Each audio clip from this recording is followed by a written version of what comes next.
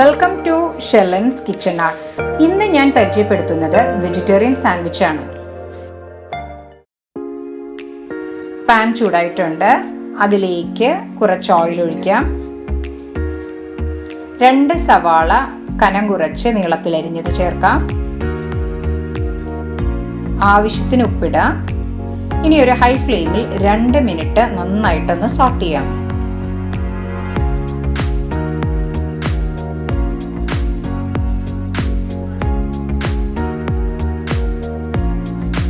ഇപ്പോൾ 2 മിനിറ്റ് കഴിഞ്ഞു. അതിലേക്ക് ഒരു capsicum നീളത്തിലരിഞ്ഞതും ഒരു തക്കാളി നീളത്തിലരിഞ്ഞതും ചേർക്കാം.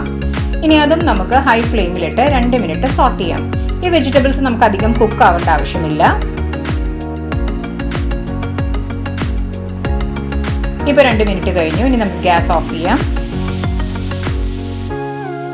പാനിലേക്ക് നമുക്ക് 2 ടേബിൾ സ്പൂൺ ബട്ടർ ചേർക്കാം.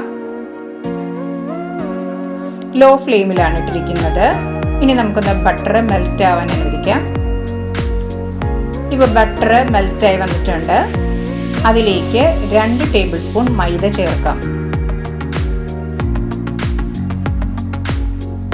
നന്നായിട്ടൊന്ന് സോട്ട് ചെയ്യാം. മൈദയുടെ പച്ചക്കുത്ത് പോകുന്നത് വരെ നന്നായിട്ടൊന്ന് സോട്ട് ചെയ്തെടുക്കാം. അപ്പോൾ മൈദയുടെ കളറൊക്കെ ഒന്ന് മാറിയിട്ടുണ്ട്. ഇനി നമുക്കതിലേക്ക് കുറേശ്ശെ പാലൊഴിച്ച് കൊടുക്കാം. കൈവിടാതെ ഇളക്കിക്കൊണ്ടിരിക്കണം. ഒട്ടും ലംസ് ഒന്നും പാടില്ല. ഏകദേശം 250 മില്ലി പാലൊഴിച്ചിട്ടുണ്ട്. നമുക്ക് നല്ലൊരു തിക്ക് വൈറ്റ് സോസ് ആക്കി ഉണ്ടാക്കിയെടുക്കാം. ഇനി വേണമെങ്കിൽ നമുക്ക് ചീസും ആഡ് ചെയ്യാവുന്നതാണ്. ഇപ്പം നല്ല തിക്ക് വൈറ്റ് സോസ് ആയിട്ടുണ്ട്. അതിലേക്ക് ആവശ്യത്തിന് ഉപ്പ് ചേർക്കാം. കുറച്ച് ചേർത്താൽ മതി. നമ്മൾ നേരത്തെ വെജിറ്റബിൾസിലും ആഡ് ചെയ്തിട്ടുള്ളതാണ്. 1/2 ടേബിൾ സ്പൂൺ കുരുമുളക് പൊടി. എരിവ് ഓരോരുത്തരുടെ ആവശ്യത്തിനനുസരിച്ച് കൂട്ടുകയും കുറയ്ക്കുകയും ചെയ്യാം. ഇനി ഇതെല്ലാം നന്നായിട്ടൊന്ന് മിക്സ് ചെയ്യാം.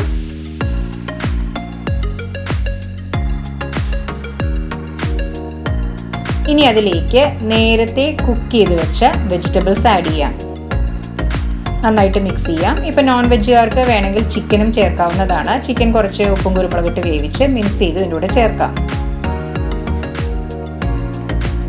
ബ്രെഡ് സൈഡെല്ലാം മുറിച്ചെടുത്തിട്ടുണ്ട്. ഇനി നമുക്കതിലേക്ക് ഈ ഫില്ലിംഗ് ഫില്ല് ചെയ്യാം. ഇനി നമുക്കത് സ്പ്രെഡ് ചെയ്തൊന്ന് കൊടുക്കാം.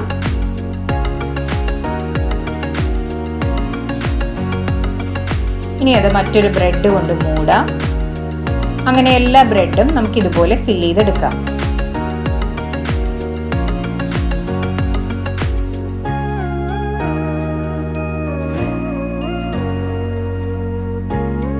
ഇപ്പം ഒരു ടോസ്റ്റർ എടുത്തിട്ടുണ്ട്.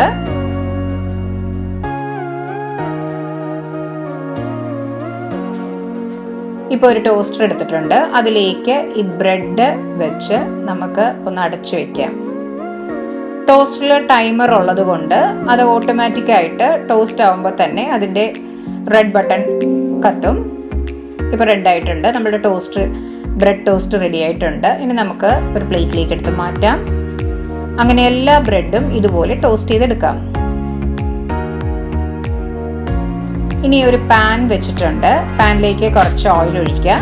ജസ്റ്റ് ഒന്ന് തടവിയാൽ മതി. എന്നിട്ട് നമുക്ക് ഇനി ബ്രെഡ് വെച്ച് ഒന്ന് ടോസ്റ്റ് ചെയ്തെടുക്കാം. ലോ ടു മീഡിയം ഫ്ലെയിമിലാണ് വെച്ചിരിക്കുന്നത്. ഹൈ ഫ്ലെയിമിൽ വെക്കരുത്. പെട്ടെന്ന് തന്നെ കരിഞ്ഞു പോകും.